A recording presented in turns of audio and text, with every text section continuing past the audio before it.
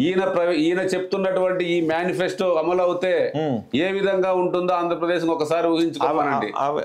సకాలంలో జీతాలు ఇవ్వలేదని మాట్లాడతాడు, ఇరిగేషన్ ప్రాజెక్టులు చేయలేదని మాట్లాడతాడు. ఏ విధంగా చేస్తారో ఆయన. ఆంధ్రప్రదేశ్ లో అభివృద్ధి జరగలేదు అనేది స్పష్టమైన తెలుగుదేశం వారి నినాదము. మీరు జరిగిందంటారా, జరగలేదంటారా? ఒక్కటే వాళ్ళు చేస్తున్న వింత ప్రచారం ఏంటంటే, ఒక సైడ్ ఏమో ప్రతి ఊర్లో కూడా గ్రావెల్ అక్రమ రవాణా అంటారు, శాండ్ అక్రమ రవాణా అంటారు. ఇవి రెండు దేనికి వాడతారండి? దేనికి వాడతారండి? బిల్డింగ్లు అంటే ఏంటండి?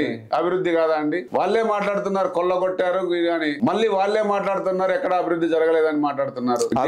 ఏది కరెక్ట్, ఏది ఇది వాళ్ళే తెలుసామనండి. అభివృద్ధి అంటే మీ మతంలో కేవలం బిల్డింగ్లు కట్టడమేనా? బిల్డింగ్లు కట్టడం అని కాదు, అభివృద్ధి అని అనడం వల్ల ఒక కన్స్ట్రక్షన్ రంగంలో ఎంతో మందికి ఉపాధి అవకాశాలు ఉంటాయి. ఒక సపోజ్ ఇదే సచివాలయ వ్యవస్థ తీసుకోండి, లేకుంటే మా తాడిపత్రి ప్రాంతంలో సిమెంట్ ప్లాంట్ తయారవుతా